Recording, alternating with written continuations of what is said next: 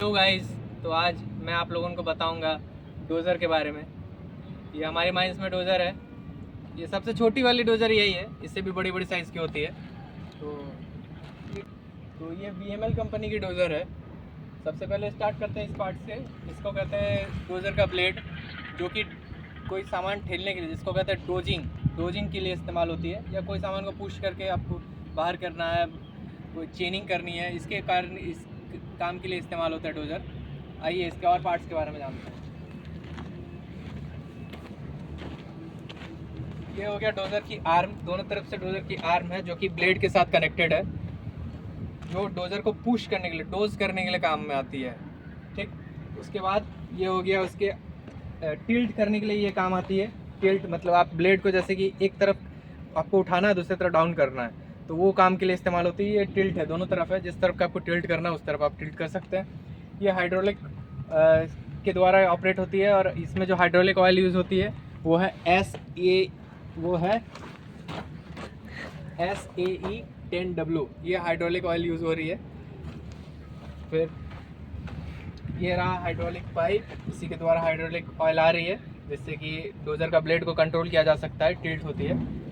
फिर ये हो गया चेन, दोनों तरफ चेन है उसमें। इसके बाद ये रोलर के ऊपर है, दो बड़े रोलर है, जिसमें वो जो है वो रोलर है उस पर पिक्स लगे हुए, उसमें दाता निकली हुई है।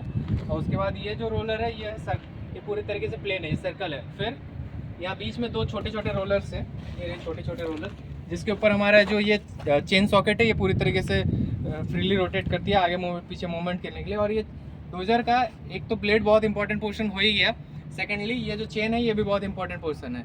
क्यों? क्योंकि आप डोज़र से कोई चीज़ डोजिंग कर दिया, उसके बाद जो भी ऊपर खबर रहती है उसको आपको चेनिंग करने के लिए सबसे इम्पॉर्टेंट काम होता है ये चेन। और डोज़र का चेनिंग में बहुत ज़्यादा इंपॉर्टेंट काम है। आप ये मान लीजिए कि डोज़र जो है ओपन कास्ट माइन की धड़कन है। बिना डोज़र के आप ओपन कास्ट माइन चला ही नहीं सकते हैं, डोज़र की ज़रूरत आपको पड़नी है। उसके बाद ये होगी डोज़र की इंजन। आइए इंजन के बारे में बता रहे हैं। ये 6 सिलेंडर इंजन है।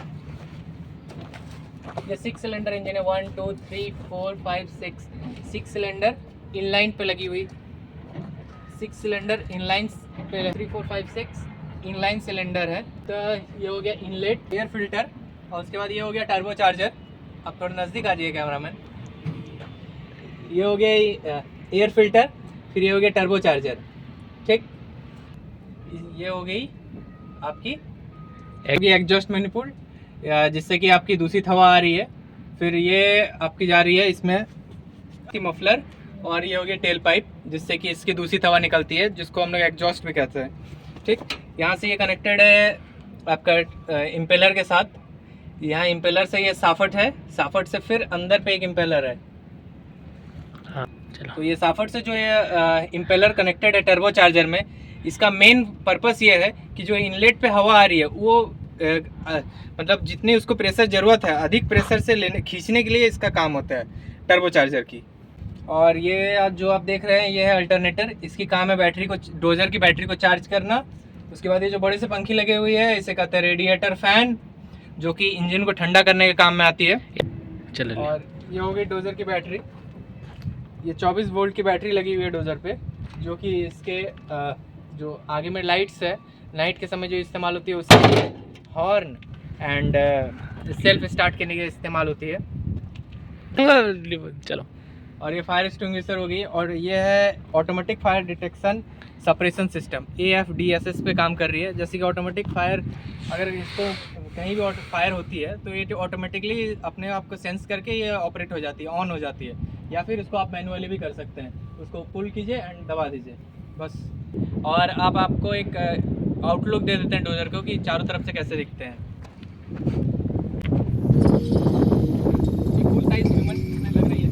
और आपको ये बता दूं कि ये सबसे छोटा डोज़र है NCL का, तो आप समझ लीजिए कि जो बड़े डोज़र रहती है उसकी कितनी, ये ब्लेड के सामने एक एवरेज ह्यूमन बीइंग की हाइट।